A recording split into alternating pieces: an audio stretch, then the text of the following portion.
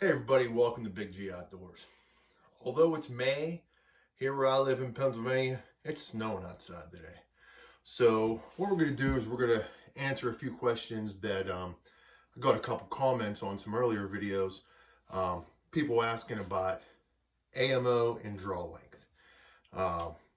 People just getting into traditional archery, switching from a compound and stuff, they want to know, what size bow should I get? And what should my draw length be? This is what it was when I was shooting compound, and this is, what draw length, what length arrows should I be getting for my traditional bow? So today we're going to answer a couple of those questions. So stay here with Big G Outdoors. So the first thing you want to do is you want to figure out your draw length, how far you pull back the bow. And there's a lot of different ways to measure this. You can, measure your wingspan, divide it by 2, do all this stuff. But I think the best way to do it is actually to go to a reputable archery store and have them measure it for you. They'll have all the equipment to measure it. But if you don't have one close and you order most of your stuff offline and you just want to figure it out, what you could do is you take an arrow and you measure it. You mark it, you put markings on it for inches. And then you take a bow,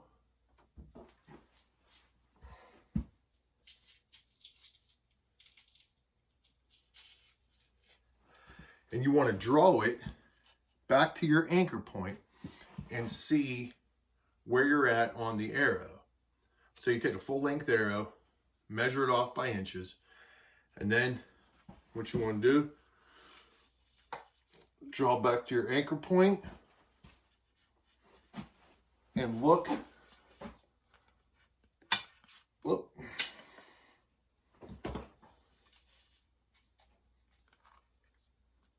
And you can see right there for me, that's 31 inches. So your standard arrows come in like 32 inches. So for 1 inch, I usually leave my arrows full length, but you might only draw back to 28 or whatever. So, and what you want to do is you want to do it, a couple times so you're sure.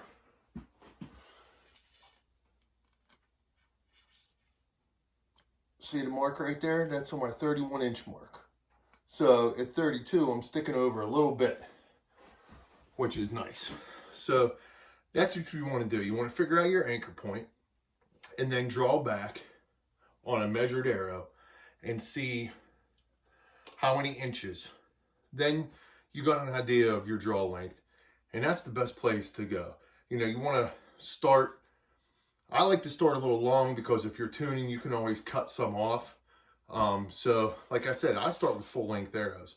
And a lot of guys that use the tip of the arrow as a reference point, they like full length arrows too. But so that is draw length.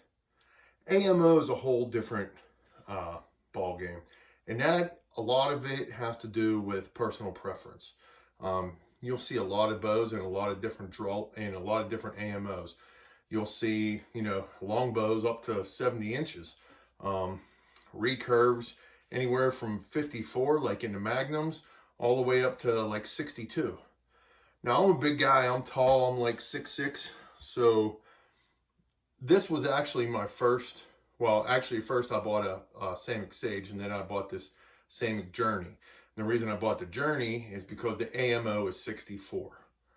Now, we'll get into why I like a longer AMO. Because the further your draw length is, the further you draw back, at the tip of your limbs here, especially in recurves, you'll see like stacking with a low AMO bow. I'll show you in a minute. So whenever I pull back, you can see there on the tip, the stacking right here is like the angle from the tip to the string. And also with a longer AMO bow, you get less pinch, less of an angle back here. When you pull the string back, the string goes like this. And the longer the bow, the bigger the angle in the back. So you'll see here, this is a 64-inch bow. You see the angle on the string here. It's not that bad. Now,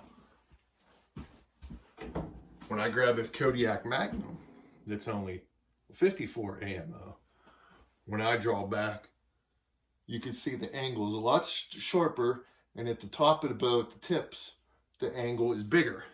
So that's your stacking. You can see the difference in length here of these bows. The 64 and the 54. So again, like I said, it's mostly personal preference, but some of it does come into play as far as if you get a bow. Like this bow is really hard for me to shoot because it is so small. So I do get a lot of stacking and I get a lot of string pinch back on my fingers. But Bear Kodiak Magnum from like 1960 something, really nice bow that my father-in-law gave me. Really nice. And then my longbow, my Striker Classic, is a 62-inch.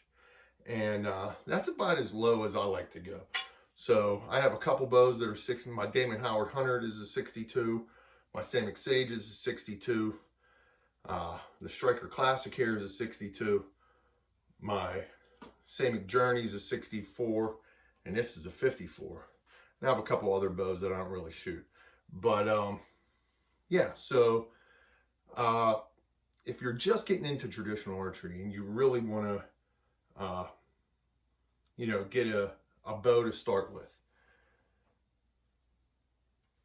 my suggestion would be, if you're 6 foot or taller, I would stick around, you know, 60, 62, especially if you're like maybe 6'2", 6'3", you at least want a 62, just because of, like I said, the string pinch in the back and the stacking up top.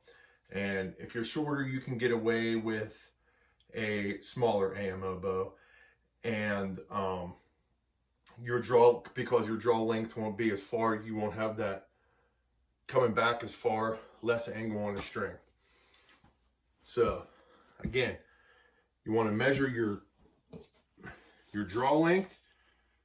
You get your arrow that's marked out in inches. Draw it back to your anchor point.